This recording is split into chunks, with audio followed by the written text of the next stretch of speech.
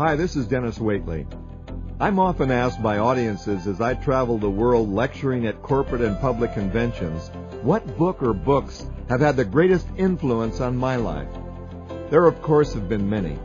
But beyond the New Testament, the Old Testament, and other books documenting the beliefs of the greatest religions of the world, there is one little book that impacted my life dramatically during my formative teenage years.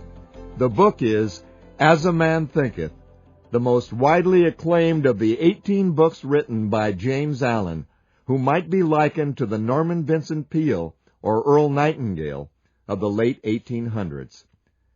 As a Man Thinketh was given to me by Mr. Seeley, my 9th grade social studies teacher, upon graduation from junior high school in 1947. It was like a life preserver thrown to me in a stormy sea. My boyhood had been a roller coaster of confusion. My dad drank and smoked too much and earned too little. My parents argued too much about the scarcity of money and happiness.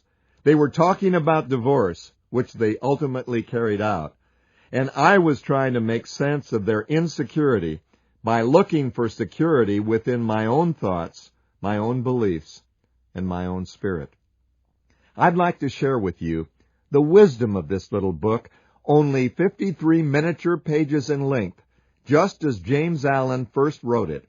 And then at the end, as a postscript, with your permission, I'll offer you some updated insights into how his words from the 19th century may be interpreted and made relevant to us living in the 21st century global village.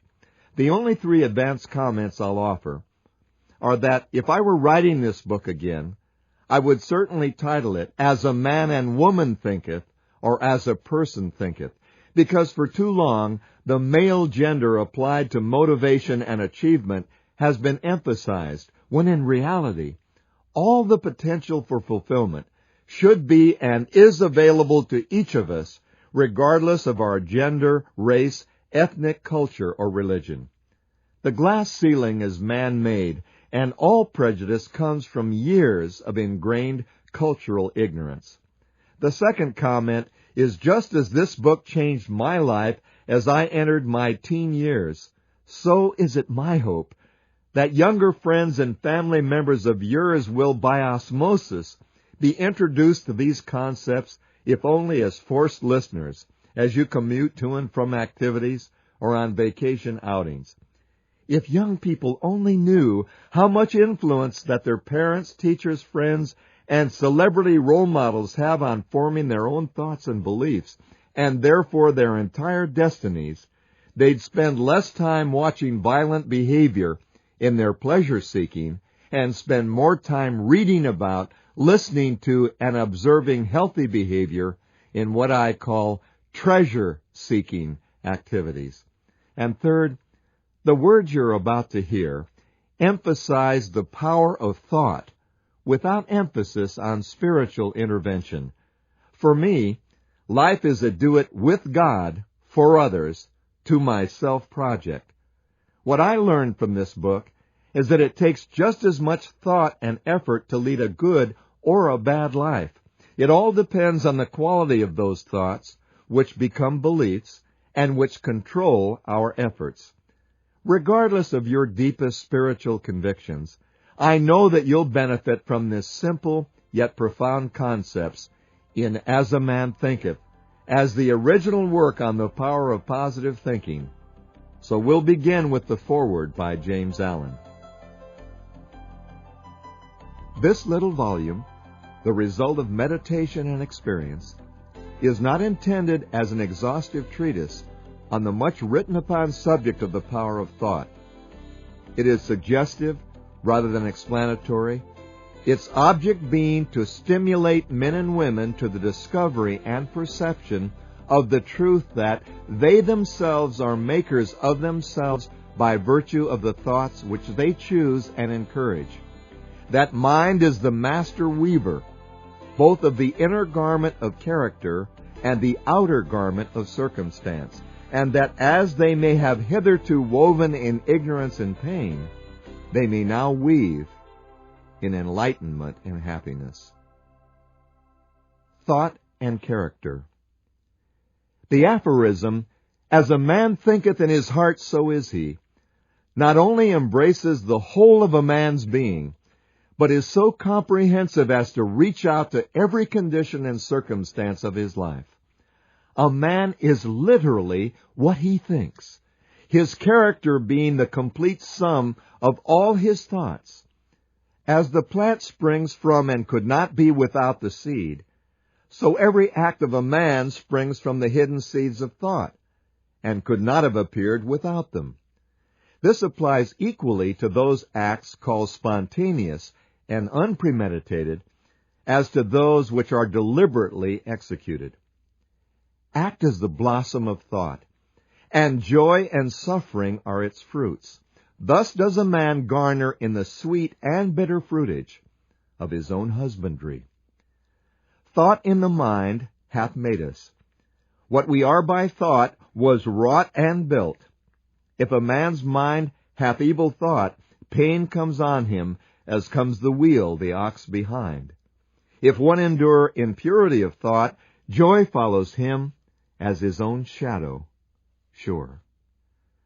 Man is a growth by law, and not a creation by artifice, and cause and effect is as absolute and undeviating in the hidden realm of thought as in the world of visible and material things. A noble and godlike character is not a thing of favor or chance, but is the natural result of continued effort in right thinking, the effect of long-cherished association with godlike thoughts. An ignoble and bestial character by the same process is the result of the continued harboring of groveling thoughts. Man is made or unmade by himself. In the armory of thought he forges the weapons by which he destroys himself. He also fashions the tools with which he builds for himself heavenly mansions of joy and strength and peace. By the right choice and true application of thought, man ascends to the divine perfection. By the abuse and wrong application of thought, he descends below the level of the beast. Between these two extremes are all the grades of character, and man is their maker and master. Of all the beautiful truths pertaining to the soul, which have been restored and brought to light in this age, none is more gladdening or fruitful of divine promise and confidence than this, that man is the master of thought, the molder of character, and the maker and shaper of condition, environment, and destiny. As a being of power, intelligence, and love, and the Lord of his own thoughts, man holds the key to every situation, and contains within himself that transforming and regenerative agency by which he may make himself what he wills. Man is always the master, even in his weakest and most abandoned state.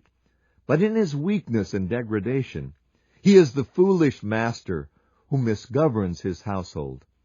When he begins to reflect upon his condition, and to search diligently for the law upon which his being is established, he then becomes the wise master, directing his energies with intelligence, and fashioning his thoughts to fruitful issues. Such is the conscious master, and man can only thus become by discovering within himself the laws of thought, which discovery is totally a matter of application, self-analysis, and experience. Only by much searching and mining are gold and diamonds obtained, and man can find every truth connected with his being if he will dig deep into the mine of his soul, and that he is the maker of his character, the molder of his life, and the builder of his destiny, he may unerringly prove if he will watch, control, and alter his thoughts, tracing their effects upon himself, upon others, and upon his life and circumstances, linking cause and effect by patient practice and investigation, and utilizing his every experience, even to the most trivial everyday occurrences, as a means of obtaining that knowledge of himself, which is understanding, wisdom, power.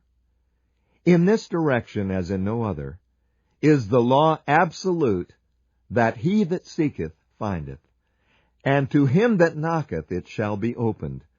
For only by patience, practice, and ceaseless importunity can man enter the door of the temple of knowledge.